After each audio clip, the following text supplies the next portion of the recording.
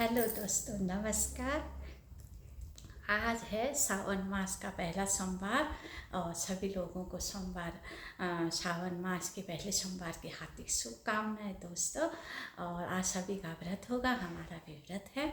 और मैं तुमको एक सुंदर सा भोले बाबा का भजन सुनाना जा रही हूँ। कैसा लगा बताइएगा दोस्तों। नमस्कार।